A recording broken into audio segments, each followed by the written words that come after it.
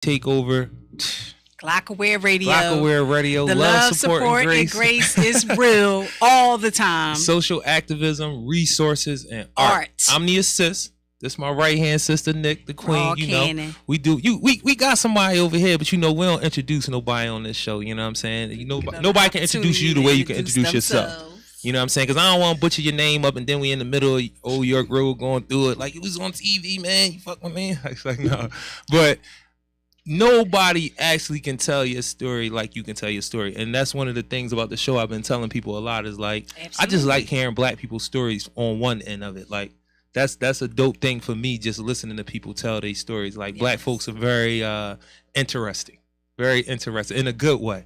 And we don't get to tell our stories enough. I don't think we talk to each other enough in that way. Not nearly enough. To hear stories. Sometimes we don't even really want to share our stories. That's true. We so modest. And but that a part of that is like, because that made me think about something with our with our elders. You know what I'm saying? Like, I talked to my mom about like living in South Carolina and all that. And I'm 44. My mom is about to be 70 September 4th. You know what I'm saying? We having a big ass party for her. So all the people that love me, we all got to be in the building. She like Hennessy, so we gonna make sure we do that. She don't fuck with the white girl. I can't do the brown.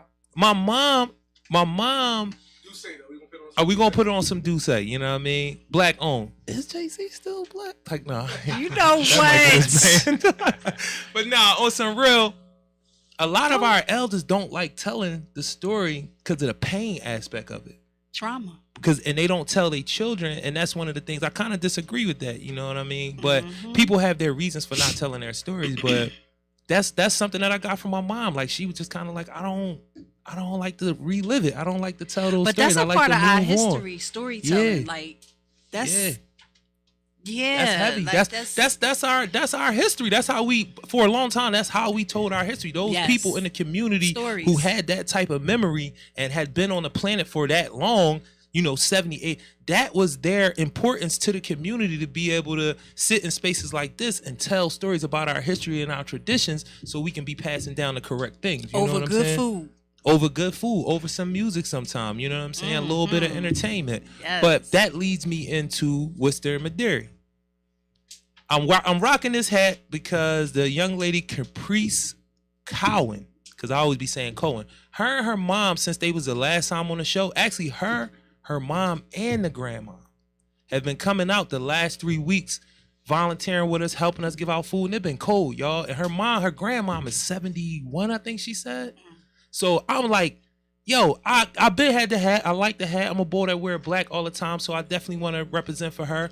Make sure y'all cop those tickets. Everybody on my team gonna definitely cop those tickets to go see the play. Yes. You know what I'm saying? We gonna be there to support. She gonna have some tickets out on Worcester and Maderi on Saturday, some physical tickets. You know what I'm saying? Okay, we got a queen in the house. I appreciate it. So I told her, I was like, yo, bring the tickets out. Let the folks know that, you're doing the play. It's about gun violence. She's 17 years old. I told her a lot of the elderly folks, or a lot of our seniors, because that's the main thing that we serve. That's the main people we serve on Worcester and Maderi when we giving out the food. They would love to hear the story. Like, they would love for you to tell them about the play. They definitely would come to the play. They would appreciate you thinking that it was important to them to come to the play. You know what I mean? So, it's the same shout out, you know what I mean? But it added 3 people, man, and I really appreciate it. So anybody that want to come, definitely come for the food, because we got people coming from different places in the city now that they know that we're going to be out there every Saturday. And just real quick to kind of slow you up and stop just really, really quickly. That's 3 generations right there. Yes. Daughter, mom, and grandma. You can't, it's hard to find 3 generations in our community. A lot of black, women, we got diabetes, we got heart disease. Like, it's really hard. Like, my mom passed away in her 50s. You know what I'm saying? My grandma passed away in her 60s. So it's like, to have 3 generations out there volunteering, taking care of the community together, that's major right there. And they've been Cowan, coming out because I've been saying man. Cowan too. It's Cowan. It's Cowan, yeah. Big ups to the Cowan family. I appreciate y'all. The hat is dope. Major. That is beautiful. I love to see it They were people, they were like, they said, no, y'all gonna be out there, y'all really gonna be out there. And I was like, yo, we out there every Saturday. And she was like, no, we out there too. In the last 3 weeks they've been out there, and and her son has been coming with her. Both her sons came actually the 1 week, but the last couple weeks it's been them three and I think her youngest son. Amazing. So we definitely appreciate y'all. Erica Stewart, Social Impact Cafe, you know that my dog, she always out there. Mm-hmm. You know, the community is I've been gearing them up, so to speak, for once it start getting warm. And once it start getting warm, we gonna have a grill out there every Saturday. Mm-hmm. My man from Party Hoppers, Lil, he told me, listen, man, whenever you need a bouncy house, if it's for the community or anything from me, I got you. So I'm not gonna say it's gonna be out there every Saturday, but it's gonna be out there a lot of Saturdays. Especially once he showed me how to hook it up, and whether I can come pick it up myself where he don't got to deliver it and all that.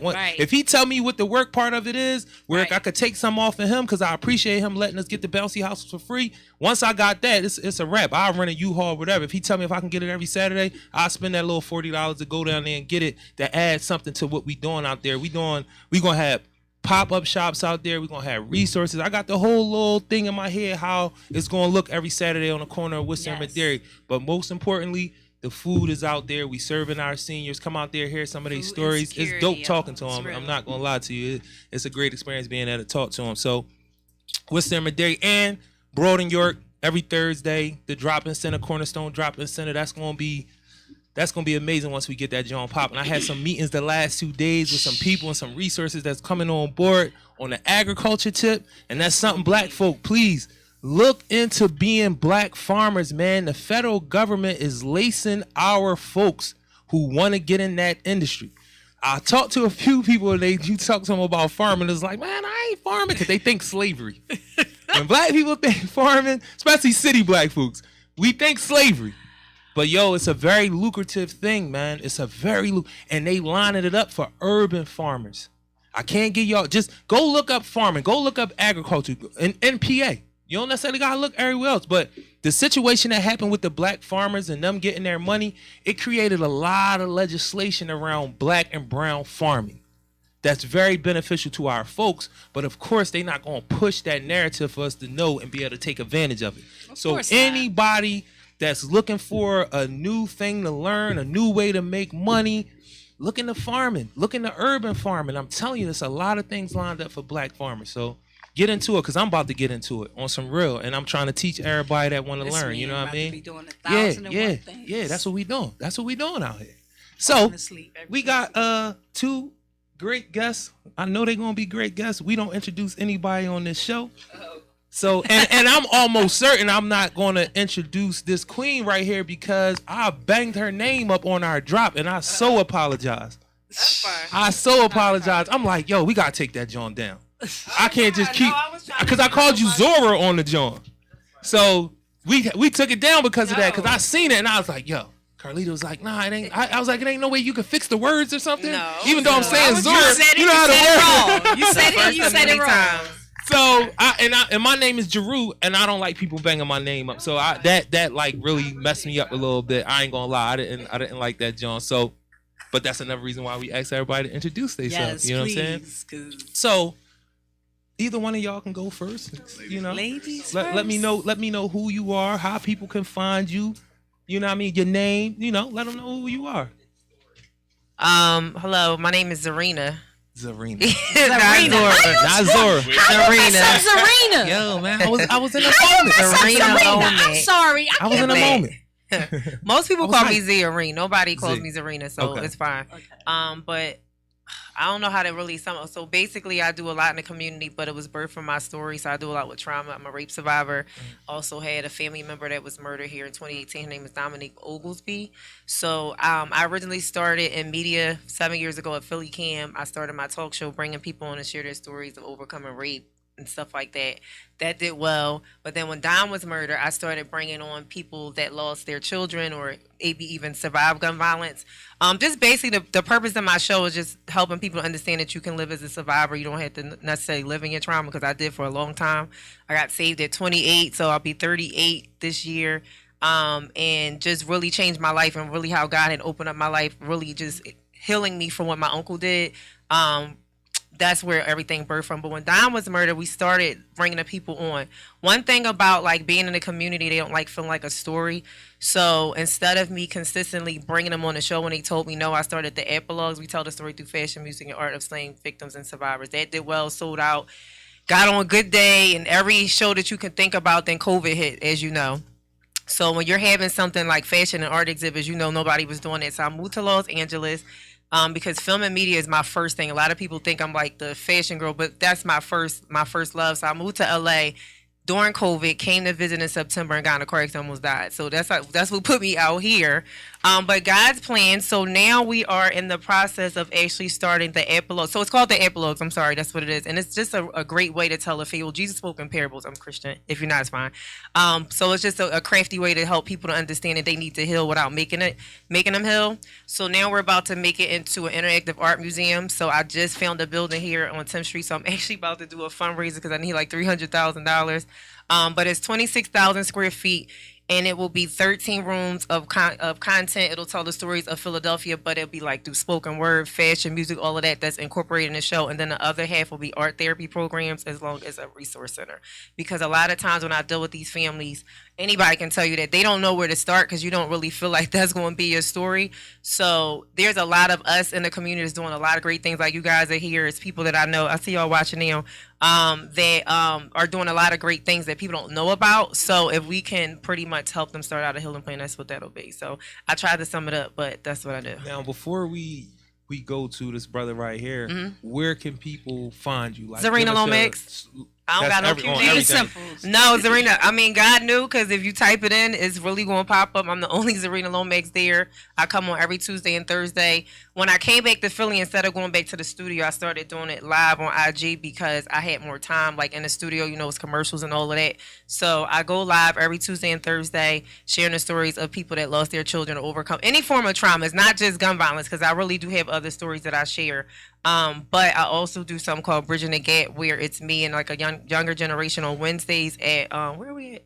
PQ1 Radio. We just started a month ago. So I'm there with Purple Queen, and we basically just help the youth be a part of the conversation. So it's really just kind of like a teen summit type feel where we bring people in like yourself in the community, but let them, they're my co-host. So that's where you can find me. But if you type in Zarina Lomax, that's it. I will pop up. Could you share with everybody really quick, what is an epilogue? So the epilogue, it's a moral way to tell a story, but some people may say fable, but it's also a parable. So I'm really big on people not telling people where they need to be, because nobody could tell me when I was supposed to heal. So that's what it is. So when we're telling the story through fashion, music, and art, and they're coming out with murals or we're painting the stories and stuff of that nature, you're feeling the stories, you can see it, you can hear it through the music, but it kind of meets you where you are, and then you decide where you want to be. So that's basically what it is. Okay. Yep, that's it. That's a hard joint to follow. I'm a preacher, so I say you want to go first. It's on you, brother. Yes. Let them know who you are, what you do, where they can find you. You know what I'm saying? Jeez, that was I'm crying. How you follow that one up? Thank you. No, thank first you. of all, thank you for sharing. Oh, thank you for having me. I appreciate you guys. My name is Briscoe. Okay. I am the owner of Savage Not Average. It's a sports training company. We train student athletes, take them to different college tours, and hopefully get them recruited to those universities as well. It's me and my business partner, Lodge. He's not here right now. I'm pretty sure he'll be on next time I get the chance to come on. But yeah, we've been doing this thing for about 4 years now, just me and him rocking out, going out our own pockets. Half of the time we came out of our pockets like 3 racks last year. We on the breaking that record this year. So, but like I tell him all the time, if we think about the money, the success will never come. You gotta keep building, because when people see, that's when success comes. So at the end of the day, that's what we do. I am went to Liberty University, graduated 2012 with a kinesiology degree and a minor in communication. So when it comes to us training the kids, they're getting that college expert, and then I played college ball, my partner played college ball, and my other coach played college ball. So they're getting that college mental experts when it comes to the sports. And also I'm in a fraternity as well, so they're getting that mental part of it as well. So we tell the kids every day. I tell the coaches every day. Every great minute makes a great hour. Every single day we wake up, we got a great chance to make that day somebody else's day positive. Even if our day not good, doing well, we can make somebody else's day good. So that's what we try to work on with our young people. And as we see, a lot of our young people are focused on the wrong things. And when you try to teach them and show them the right things, they think the right things is the wrong things, and the wrong things are the right things. Right. And it's not our job to judge them. It's our job just to help them lead the way, if that makes sense. So our Instagram page is Savage Not Average. My personal page is Mr_Briscoe1. We have a tournament next month. We're in March now, right? Yeah. March the 1st. We have a tournament this month in Delaware. Then we're visiting University of Delaware as well while we're down there. We have April is our busiest month. We're going to now. This is not in order. This is just tournaments we're going to. We're going to Pittsburgh. We're going to DC. We're going to Jersey, Virginia, North Carolina. So yeah, we're doing a lot of traveling, and our goal is to basically let the young people see that it's more than just Philly out here. They think just going down the street is traveling. Some kids think just going to Jersey is traveling. So if we can get their mindset to change out of Philly, maybe they might not want to go to college, but they can move out of this city because they've seen something in that city that they like. So that's always our goal right there, is not to push college on nobody, but also let them know that it's life outside of Philly. It's a world out there. There we go. What college you went to? The best school in the country, Liberty University. I'm graduating in May from Liberty. From Liberty? Mm-hmm. For real? Mm-hmm. Okay. That's how I'm like, did he say Liberty? Yeah, I am. There you go. May 5th. Yeah. Advances in Theological and Congratulations. Religious Studies. Thank you. Congratulations. I'm excited. So Congratulations. the first thing I want to know from you before we go to the next question is, where can people find you tangibly? Like, where is it? A field that you be at all the time? Is it an office that you had? Like, where can people find you tangibly? We're basically practicing at Gratz Field. That's Germantown Hunting Park. Okay. Or sometimes Gratz. Gratz graduate too. Bulldog, I ain't gonna say what year. All the connections. 93. Yes, I said it. 93. Oh well, We was the best. We was the best. I'm a little Listen, we was the fast first forward of than the that. crossroads. Anybody that rock with me know. We know. 93, y'all. Damn. I'm sorry. I'm just 2008. You maybe don't want to say my year now. You gonna make me feel younger than what I am. I put myself out there. I'm a little old. So is Gratsfield the only place that's like? So we either at Gratz Field where we practice at, or we go to the Aztecs field. If we're not at either one of those fields, we practice. I have a partnership with a UFit gym, so we take the kids down there to UFit gym and get a training in here and there. But that's pretty much it of our locations right now. What is the age group?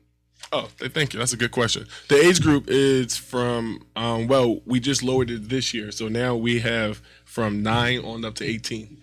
Oh, okay. My son needs some help.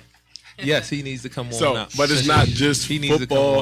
on out. It's not just football. We just introduced track this season too. Oh, yeah. And our goal next season is to introduce basketball as well. So our goal is to get every sports, because you realize kids just don't play football. And Right. once you only attack one sports, you only get that one group of kids. Right. Our goal is to get every kid off the street, mentally, physically, and emotionally off the street. So now we're building their future instead of them worrying about, well, what's next? Now Right. we can help guide their future. And So- is it? I'm sorry, brother. Rue, I'm sorry. Is it individual and group training? Like, how does Yeah, that go? so- is it personalized, or is it like? It's always with our coaches. So we're pretty much out there every weekend, Saturdays and Sundays. If we have a game or a tournament that week, we're out there at Temple Field on Wednesdays. And then on Saturday and Sundays, we're out there at the Aztecs. But every Wednesday, Saturday, Sunday, we're out either at Temple or at the Aztecs. Gratz Field. Okay. So I want to know. This is a resource show. That's what we consider. We bring people on that we know provide resources. So we always ask the same 3 questions for a while. I always ask the same 3 questions. Yes, you So what I want to know is, what is the resource you feel like you provide, or what's your resource?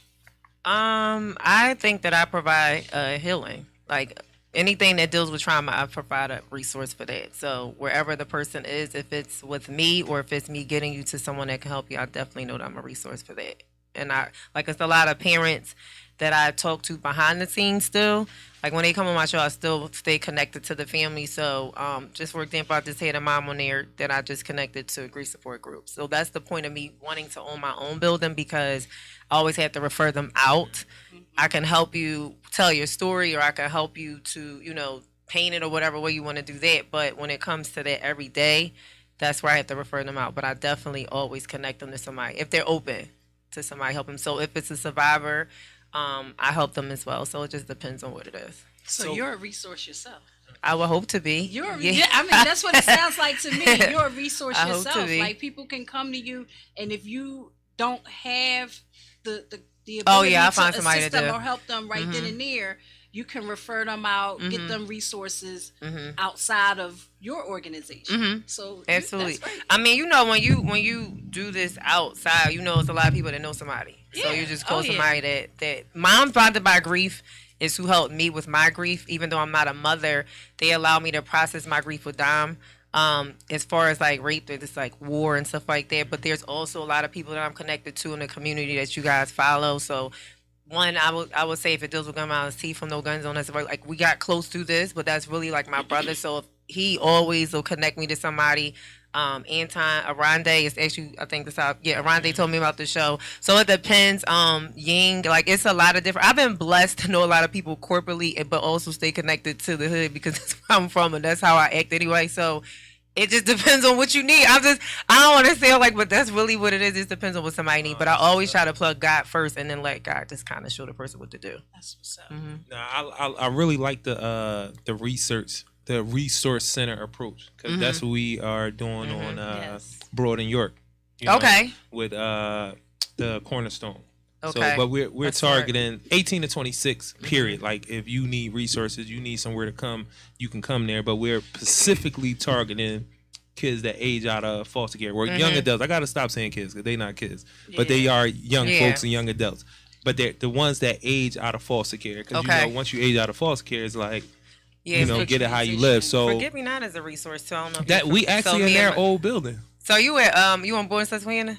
No, I'm on. Forget Me Not was on Broad and York. Yeah, he was in that building. That's where you are now. That's where we at now. So Mecca is my friend. So they moved, but that's another place. So that's dope. I didn't know y'all was there. Yep. Okay. We in the next couple of days we'll be opening up. Okay. You know what I'm saying? I've been here. I seen Mecca for the first time because I was watching some of your shows and I seen him because I heard the name. You know what I'm saying? And Q still down there and everything. So they was working together before. But I was like, man, I heard his brother name, And then when I went to check out your show and see what the show was like, that's like the first show that I seen. You know what I'm saying? Yeah. So I'm like, man, that's crazy. I didn't. She good people. Because I kept, Mecca, they made me think she's not going to say what she do, though. Mecca don't say nothing. Oh, that's cool. She just stay out the way, but we've been, I mean, you have to have real friends in here because some people that's fake and some people it's a lot of it's a lot of opportunists. Oh, I already and everything. Know. Capitalism breeds. I already trust me, I know. Capitalism breeds opportunists in any field, Absolutely. but just being out here in the community and seeing how cats work and some sisters work is. They just trying to get an opportunity. Trying to get clout, couple dollars, whatever. I don't know. You know what I'm saying? But it is a lot of opportunists out here. So, what is your resource? What do you think your resource is? You know. Well, I don't mean to.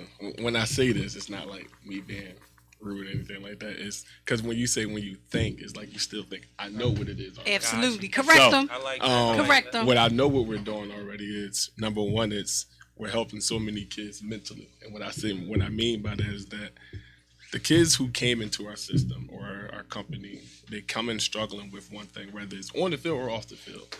Like we had a kid who parent told us that he had a habit of quitting on himself and talking back and everything like that. And mind, we don't tell the kids, we talk to their parents. This is something that for us to know, so we know what we got to work on outside of football. Right. So we have a group chat with all of our parents, and our parents tell us a lot about their kids, so we know what we got to do. And then we look, you be like, okay, so this is what mom mean, or this is what dad mean. So this is when we pull them to the side, and we done had kids who parents never graduated college at all, or never graduated high school, and 4 kids so far graduated college. because of I'm not saying that we had the part on that. I'm just saying y'all did. that Don't mentally be violent. Y'all that did. they never would have thought about college in the way that we was pushing it into them. Now, like I said, that's one part of the resource. The other part is that that we're giving them is to know your body. Know physical part. Know when your body is telling you when to stop. Know when your body's telling you when to go. Know when you are just bullshitting as well. Because there's all three different levels. So, and then we're also teaching them that hard work. Nothing's going to come easy. Nothing at all. Anything you want in life, I promise you, anything you want, ain't nothing going to come easy because the same 24 hours you got, the same 24 hours next man got. And this is the thing I always tell the players at the end of the day. Just because we grinding right now, there are a lot of other people grinding right now. And another thing I hit on with there are 10,000 football scholarships that are given out a year. Out across the United States, 10,000. Out of those 10,000 athletic football scholarships, what makes you think you're in that 10,000? Even if you're 800 or 999, get your ass in that 10,000. Yeah. So, and I tell them, y'all got to look up because there's a list that say who's all the colleges are recruiting, who's all of that. Look and see who are you chasing, who in your city that you're chasing behind. Right. But the moment you just think that you're just gonna come out here every day and just do the same work, well, you're gonna get the same results. So that's what we do on our end. Like I said, my guy Lodge, he's not here right now, but he plays a major part of the mental part of it as well. So that's what we do on our part. So when you say 10,000, are you talking about just D1 or are you talking about overall? Overall, 10,000.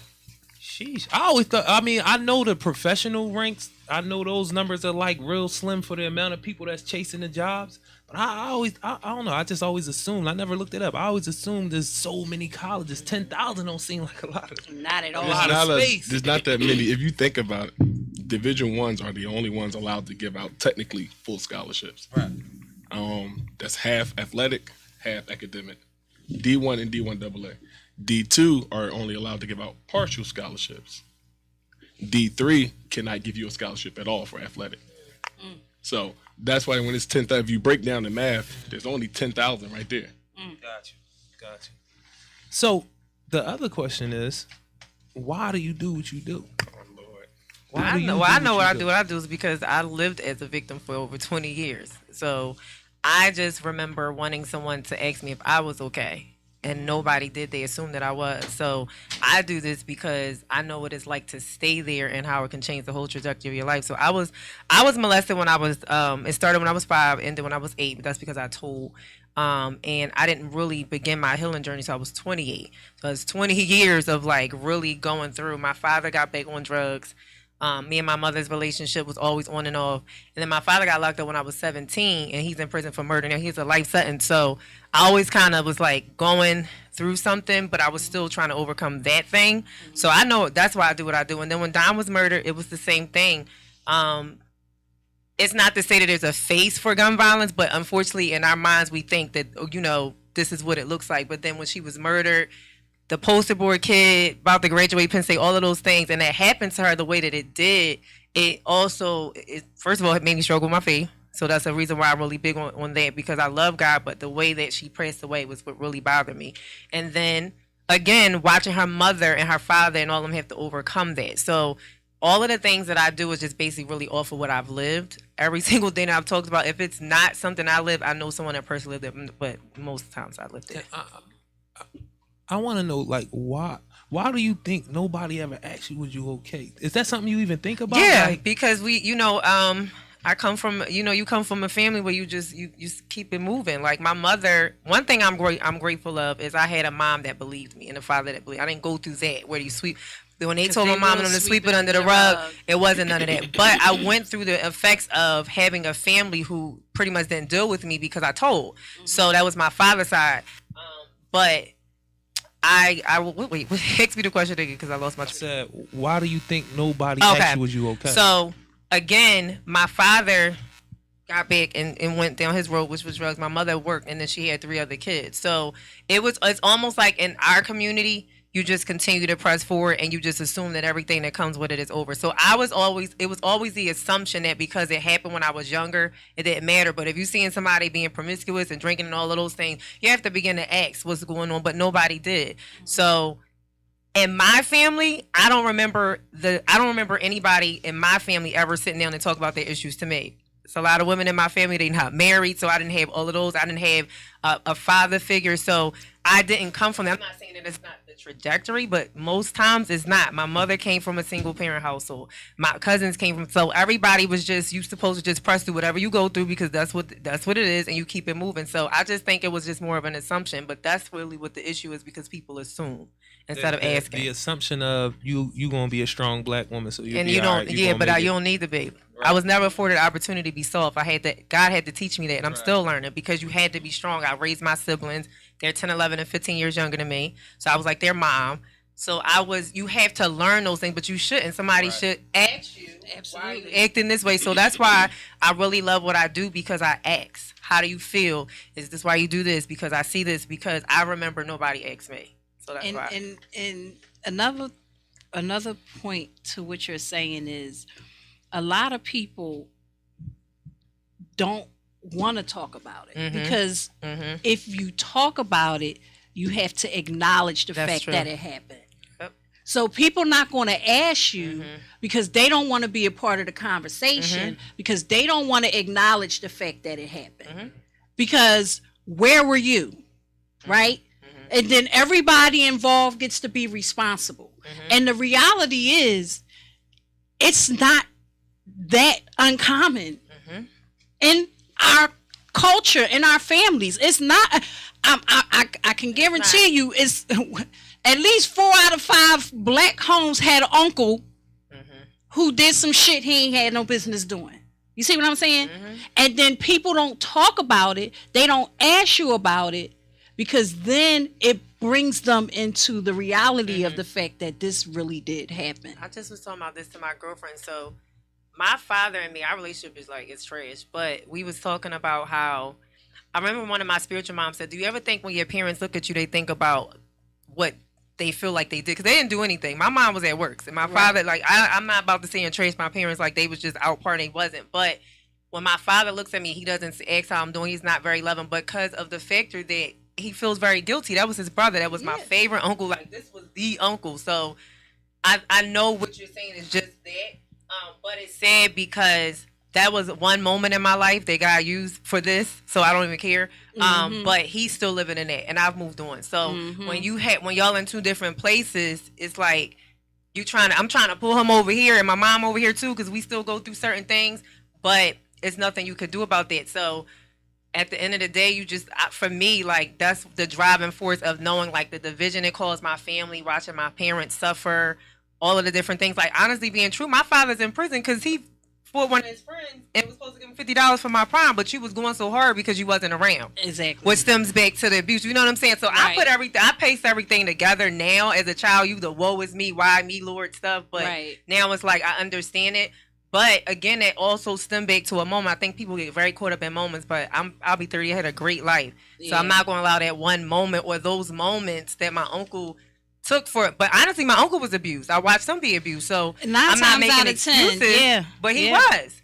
So when he was abused, it started with me. You know what I'm saying? So it's, for me, I just look at it where, maybe God allowed that for me to forgive him, for him to get straight, and for him to move on, like, whatever. Like, you have to really honestly look at how God uses your suffering. But it's really hard for people to get that suffering as a blessing. That's really a real hard thing. They don't see it. People don't see it that way. And you did work. It didn't just come out of nowhere. You're doing the work.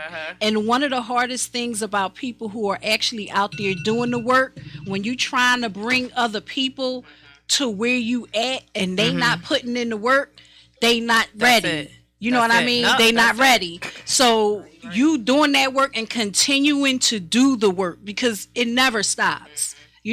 Growth never stops.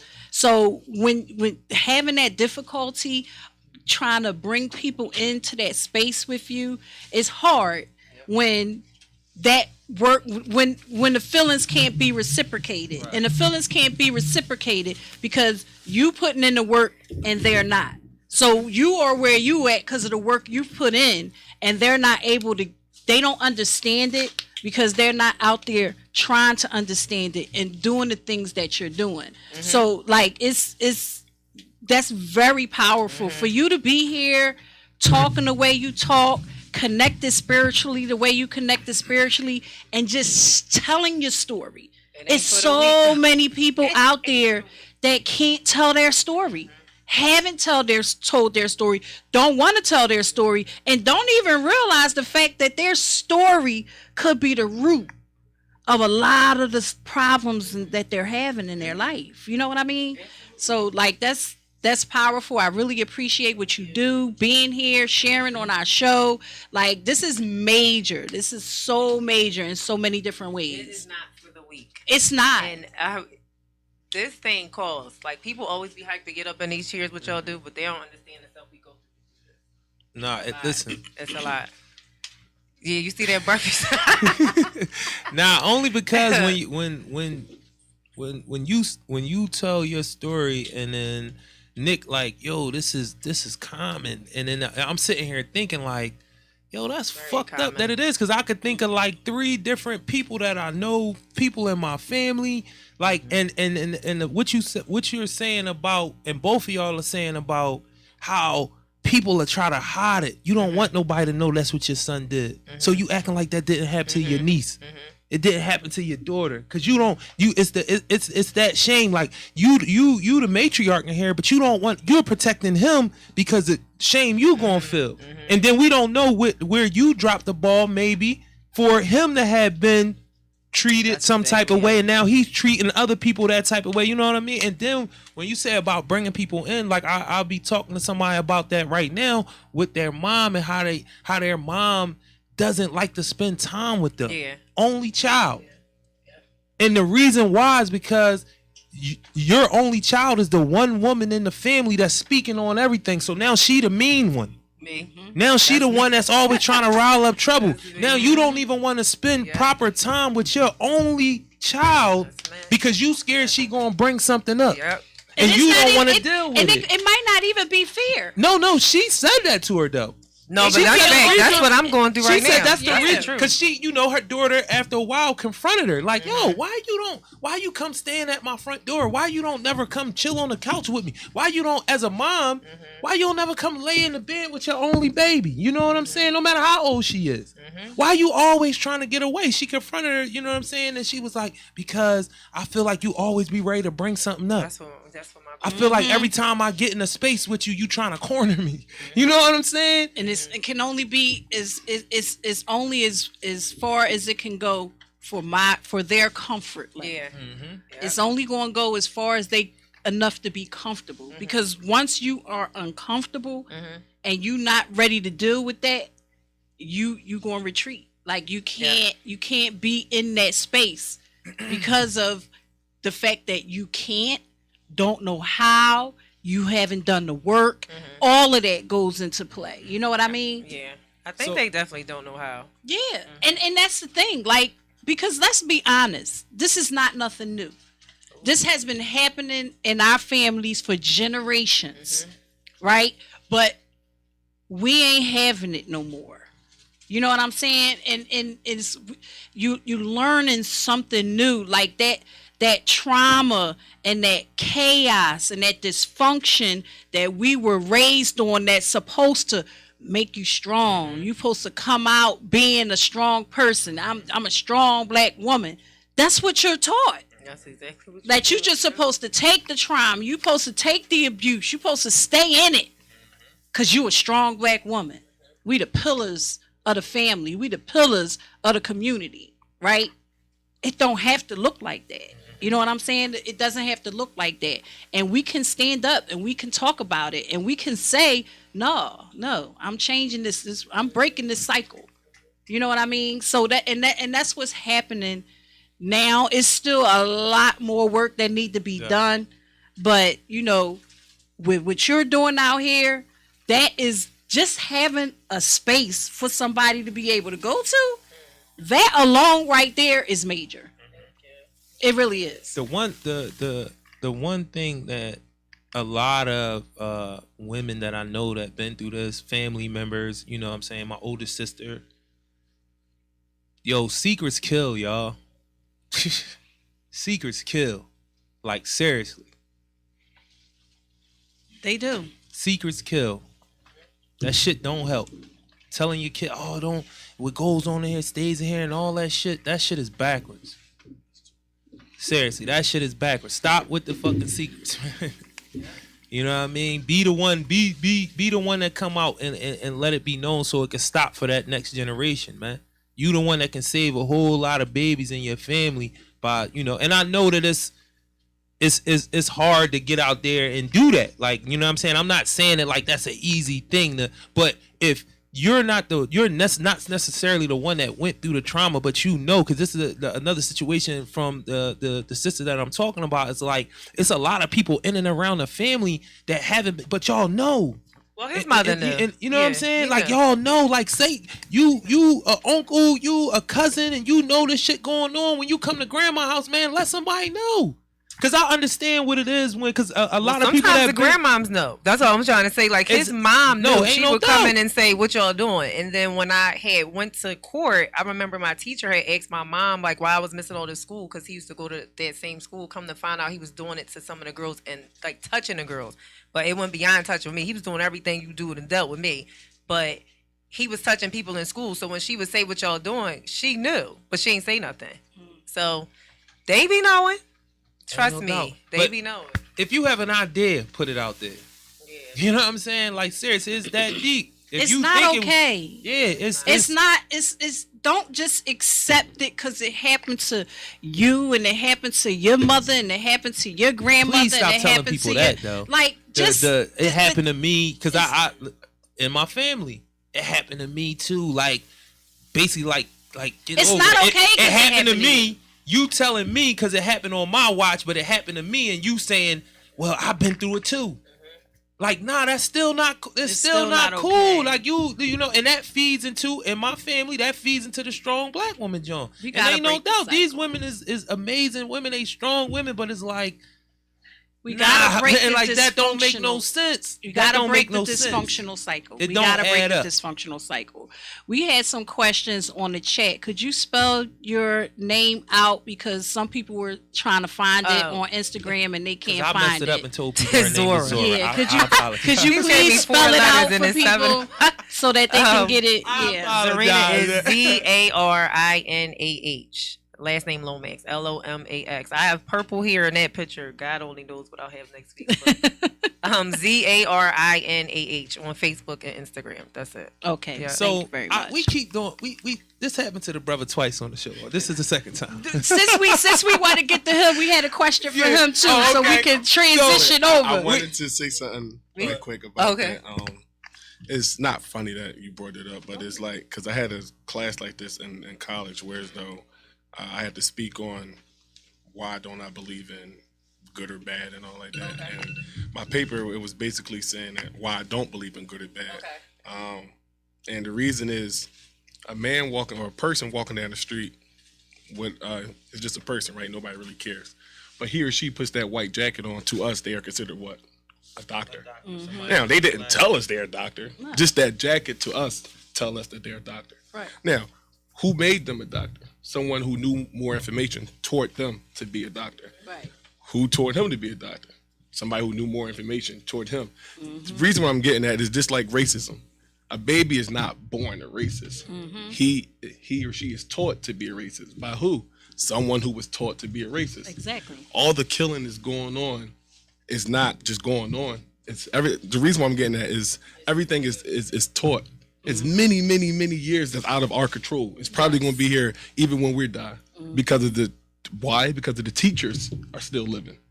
So even if we could stop one family from getting molested or raped, the teachers are still living. Mm-hmm. So the reason why I'm saying that now is something now how can we break that cycle of the teachers? Now there already been a lot of students already who's living right now. That's why they're out there doing what they're doing, whether it's out here doing good or you want to call good, or doing bad, what you want to call bad. Mm-hmm. But I don't think we can judge them because that's what they've been taught to do. It's like a person who's been taught to be a doctor, that's all he knows. So if he see a cut, he knows how to fix it. Right. A person who's a racist, they don't no matter what color black you are, you still black. They just exactly. So it's like at the end of the day, these are things that are out of our control. But the reason why I say it is that how can we start fixing these new teachers? Because even if you go up to a doctor, tell him, hey, you ain't no doctor. He's gonna argue you down. Hey, I'm a doctor. Yeah. I got all the big. I went to school for all this. If you and you could do that with everybody, but at the end of the day, who's right, who's wrong? Right. So that's where I was trying to get at with that part. It's just like, geez, it's hard because to listen to these stories, these are sad stories. But then again, you think about, like you said, he was molested. Mm-hmm. Yeah, so he was abused. Well, abused. So she would kind of put me in front of him and like tell me to come sit on her lap and make fun of him. So that's when it started with the touching of me. But I agree with you where I always look at the good in everything, and I just know that the Lord allotted that so I can be where I am now. Just like I met Dom's mom when I was 17. God knew he was going to call her home at 23. He knew I would be doing this. So I always try to look at everybody doesn't, but I always agree that there's always a reason behind something. Absolutely, yeah. Absolutely. Really quick before we get into him, because like this is major too. We also had a question for you. Are you making connections in your training and stuff with children for HBCUs? Like, do you make those connections when you're working with kids? Like when we're going tours? Yes. So that's our goal, is to start working with HBCUs. That's a good question. Right now we have 2 right now that we're visiting. But our goal is to put a lot of HBCUs on the list. But then again, our goal is to just put a lot of just colleges as well. Just so kids could get out, because number one, I'm not knocking HBCU. I didn't go to HBCU, but I went to Gratz, which is a pretty much all black school. Yeah. And I'm from the city of Philadelphia. So to get that, and I feel like to be from the city of Philadelphia, to go to Gratz and to do a whole 360 at Liberty, it's like, whoa, what in God's name is going on here? Exactly. I'm being corrected on every single thing I say. Like, whoa, what are y'all doing? Right. So it's like, to get that and then come back home to see how they talk is like, are you serious? Now I see what they were doing to me and I'm doing to them. So it's like, at the end of the day, like you said, that goes back to the teaching part of it. So to spend 5 years in a place of being corrected and learning how to talk, or corrected and learning how to say the right things, because growing up, I had a stuttering problem. I have a twin brother. So I had a stuttering problem growing up, and he was always I guess you could say the cool twin. So and then I was like chubby and fat and all like that. So at the end of the day, so all that comes to, I guess your question is, why do I do what I do? Wait, before I go into that, was that? Yes, you did answer the question. Thank you very much. Yes. So the reason why I do, the reason why I do what I do is, at the end of the day, it's not about me. When you take yourself out of it and you see all the opportunities that you had and you didn't accomplish, or all the opportunities that's out there for other people that you can help accomplish, you got to take yourself out the picture. Right. And stop realizing that, man, I'm not getting paid for this, so what? It's a lot of people who do things, who've been doing it for many years, and money is not the first thing that you get out of it. Money is not always the reward. So I tell people that all the time, and then the reason on why, and the second reason why I do what I do, is because it's a lot of bad teachers out here. Yes. Oh my Well, goodness. I won't say bad. It's a lot of things being taught the wrong way. Put it that way. Or the wrong things being taught. Right. There you go. And people they just reteaching it again. There you go. And don't see where they can change the trajectory There of we that. go. You know? Because everybody can change. Like Yes. I said, Absolutely. I was never, like I said, growing up, had a stuttering problem, was in learning disability, you could call it, growing up and all like that. Had a depression problem and all like that. To be a college graduate, to be a teacher, athletic director, to be running a company. This is our 3rd season right now, running in. So I tell people all like that, your story is not who you are. It doesn't define you. So people got to realize that just because what you've been through, it's not who you are. And most people, when you run across most people, if you tell them your story, 9 times out of 10, you're being judged right there because you told them who you are. Right. So at the end of the day, we're quick to judge, but never quick to say I'm sorry. Right. Because somebody could walk in this room and you could look at them like, oh, they wearing this, they wearing that, they wearing that. But they could be the most opposite person that you thought it was. So at the end of the day, while you judging them, they probably doing the same thing to you. So at the end of the day, we all judge. I don't care what nobody say. Everybody can't say, I don't judge. We all judge. A car drives down, that car beat up. We all judge. It's just different levels of judging, but we all judge. the food don't look good, or rather the clothes don't look good, or rather we all judge. Yes. The moment we take that part out of it and say, at the end of the day, it's life. Right. We're all not going to agree on the same thing. If we do, Absolutely. then I feel sorry for this world. We all agree on the same thing. Right. Now. Differences, diversity, like, you know, that's. You know what?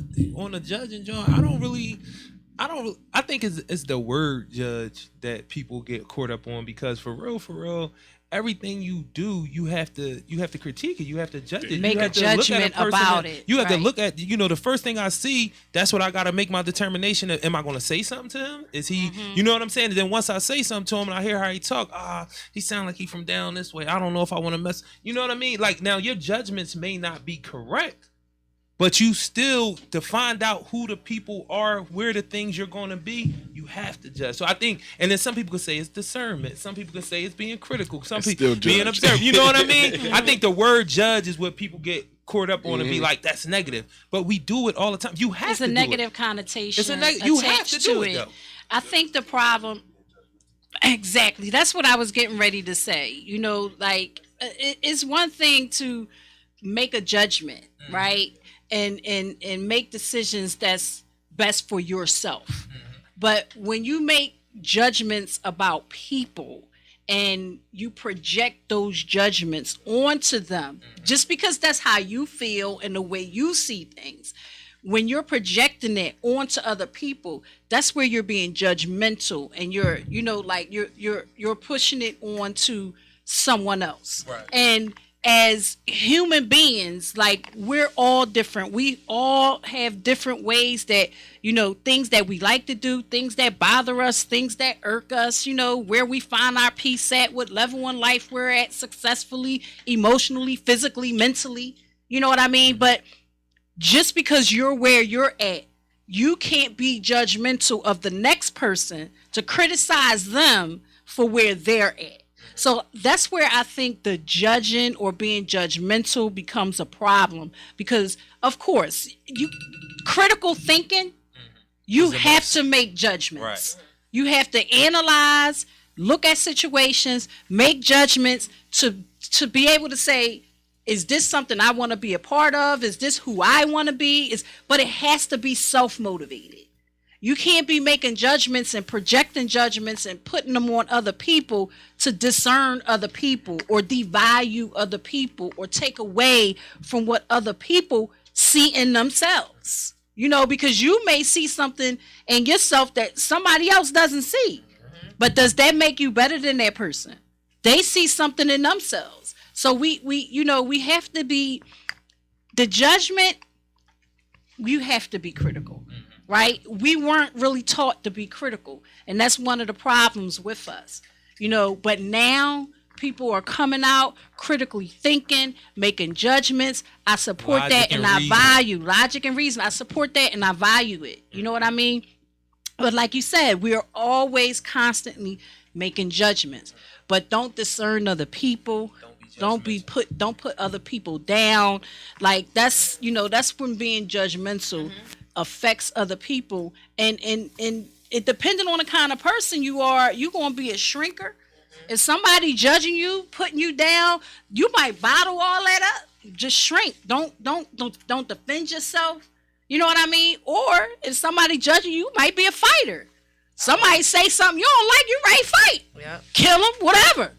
But that's why you gotta be careful. Human relationships is human communication is how we thrive. Like, we thrive off of being around one another, like communicating with one another. Social by nature.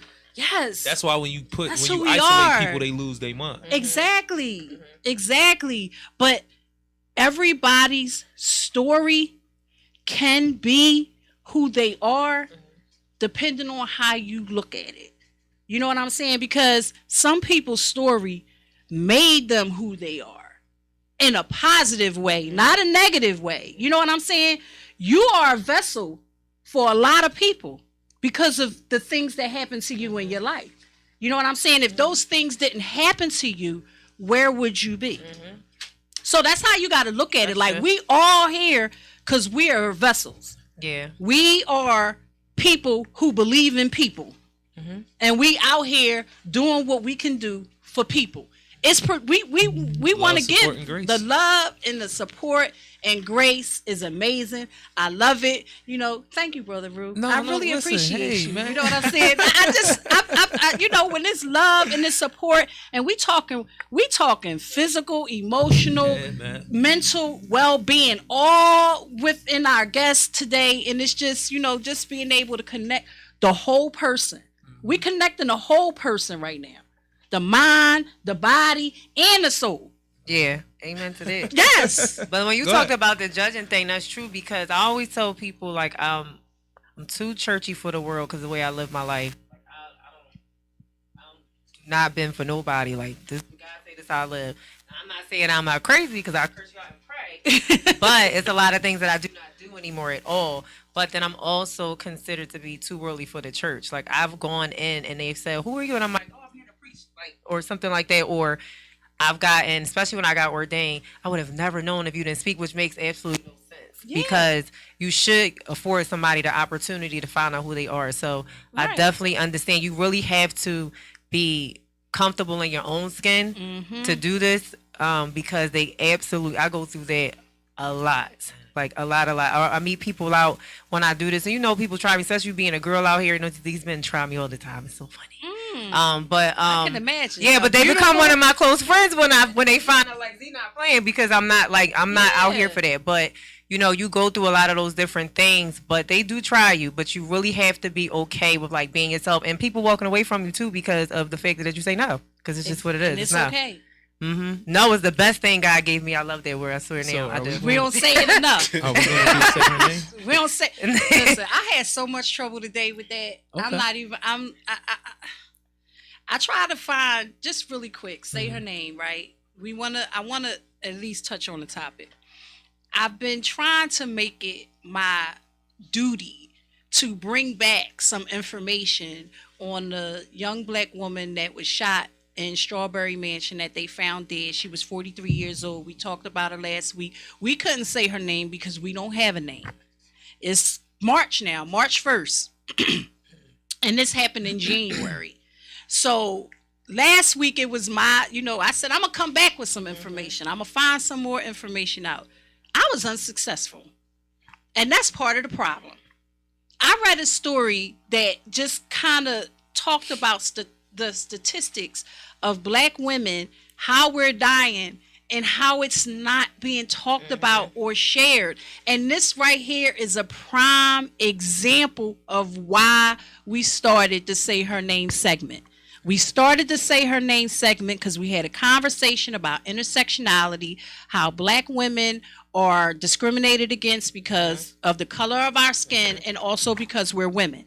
Not only are we discriminated against in systems like employment and healthcare, we also discriminated against when we die. Like, they don't tell our story. Here it is. They put out this 2 articles on this woman, 43 years old, in Strawberry Mansion since January. It is March the 1st. Today. And I still can't find, if anybody can find some information. If you're real good at research, and I think I'm pretty good at doing research. If you're really, really good at research and you can find some information on the 43-year-old woman where her daughter found her dead in her apartment in Strawberry Mansion, she was shot in the face back in January, please message us, text us, send us some information, send a link, because I cannot find this woman's name, and I want to say her name. This is a problem. This is a problem. This is a 43-year-old black woman who still had a whole life to live, and her daughter found her dead. It's a lot to that story that's not being talked about or discussed. And that's one of the reasons why we have to Say Her Name segment. They're not talking about it enough. It's not shared enough. Only 2 articles? Come on. Yeah. I'm still leaning on that, like leaning on the one joint. Black women are dying in so many different ways. And like my sister said, like it started off as talking about the fact that black women were being killed by police or brutalized by police, shot, beat, dying in police custody, and it wasn't nobody knew who these women were. The TED Talk, the thing that stood out to me about the TED Talk that we got it from is she kind of played a game with the crowd, and she told everybody to stand up, and I think it was you can sit down if you know the name, or no, keep standing up if you know the name. And 3 names in, I think everybody was sitting down because they didn't. Sandra Bland, Breonna Teller, and it was keep standing up. It was keep standing up. It was keep standing up if you know the name. Right. Right. But once they got past those 3 everybody was sitting names, down. And mind everybody you, was sitting down. Everybody, it was nobody knew. Nobody knew none. And she said over 50 names. Right. That's why I'm doing the museum, because of the stories in our city. Because just alone, that's the all of the stories that we'll share will be from our city. It doesn't mean I won't incorporate some others, but that's the problem, because most of the grief support groups have maybe 20 to 30 people, but there's hundreds of killings a year. So where are the rest of the people at? Nobody really remembers, and a lot of them go south, especially if the 2 years is considered a cold case in Philly, because they have so many murders they don't even work it. But that thing with the girls, I'll talk to you after, because it's a documentary. Me and my friend from Florida about to work on with women being murdered here. Good, because it's out of control. Yes. The craziest, it's all crazy, but the one that is still like messing with me every time we do say her name now is when you was like pregnant black women dying from gun violence. Like 2 things that you just something that you actually could look up. Like that shouldn't even be something you can look up. Statistics. Yeah.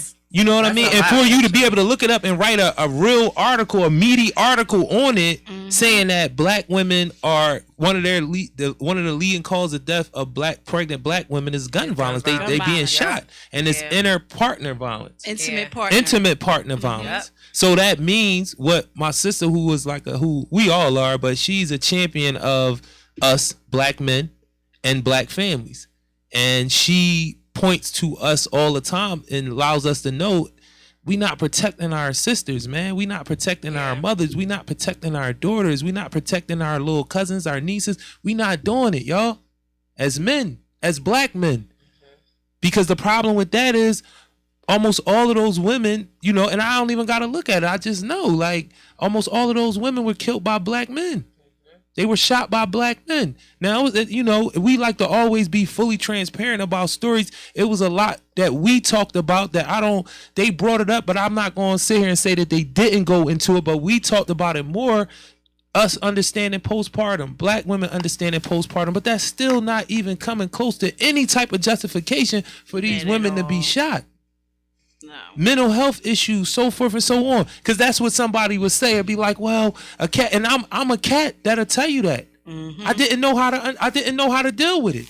I had to step away from the situation and tell my daughter's mom, dog, I don't got the tools. I don't got the tools. I don't know what to do. And a brother and one of my brothers told me from kind of not late, but he put me on. He was like, yo, it's things that I put my daughter's mom through while she was pregnant and going through postpartum, because I didn't understand postpartum. And he was coming to me as a brother like, yo, dog, you read on it, do something on it. And I beg my brothers who out here having children, read up on postpartum. If your lady don't know about postpartum, y'all read up on it together, dog. It's because a woman is going to go through things and she's not going to be making sense to you. She's not going to be making sense to herself, and y'all not going to know how to deal with each other. Like, it's going to get crazy. So, we gonna roll out on that. This is Philly Service Announcement. Man. PSA Takeover Tuesday. Tuesday Takeover. Listen, I appreciate our guests. Y'all definitely got to come back.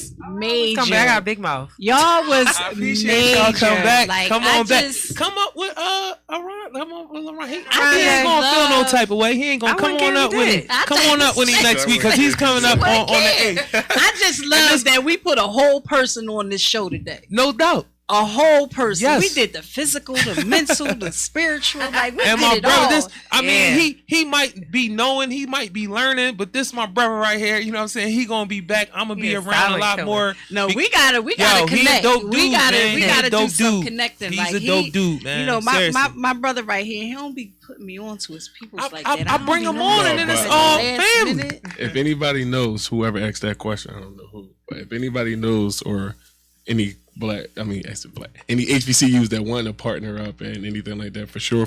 Oh, absolutely. Y'all hear that?